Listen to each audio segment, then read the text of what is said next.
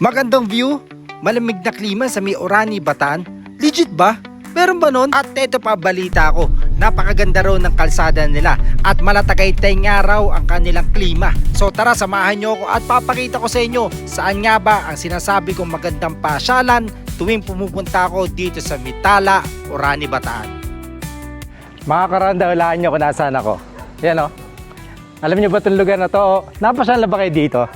So dito yan sa Mitala, Orani, Bataan.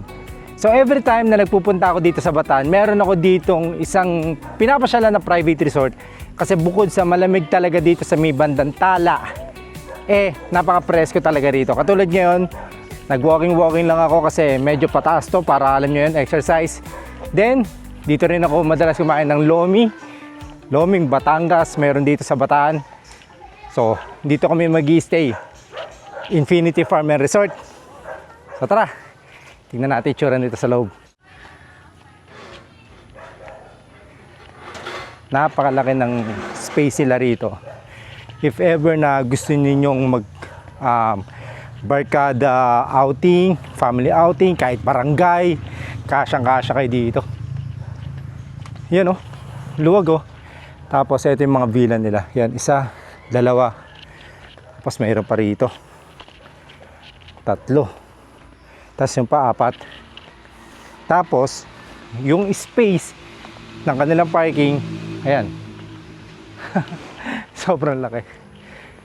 Hanggang dun yan sa baba. Kapag ka na-check po kayo, pwede kayo dito mag-request ng mga buko. Ayan o, paligdas ito ng buko.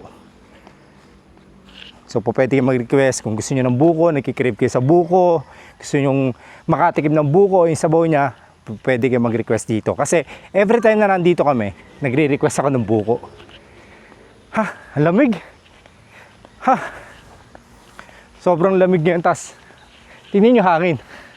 Oh, diba? Kaya kapag napunta kayo dito, sigurado marirelax kayo, mag-i-enjoy kayo. At kahit ilan pa yung kasama nyo sa bahay, kakasya kayo dito. If ever naman meron kayo okasyon, pwede rin kayo dito. So tara, tignan natin itsura ng kanilang mga villa. Yan o. Yan o.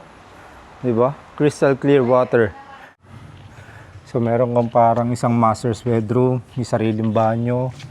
Ayan. Ayan, meron kang CR dyan.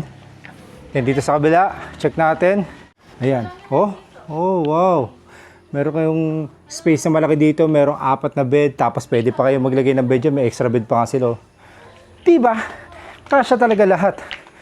O yan pa. O may videoke pa. May videoke, meron kayong ref, meron na kayong lutuan, may gasol, diba? Meron kayong bar table, o ano pa? Ano ba to? Ang laki oh. O diba? Tapos, meron kayong table dito, yung chairs. So, paliparan natin, tignan natin itsura nito sa taas. Kasi, nararamdaman ko, napakaganda talaga ng paligid nila. Ikaw ba naman nandito ka sa sinakluban na maraming puno, talagang presko. So, tara, palipad tayo.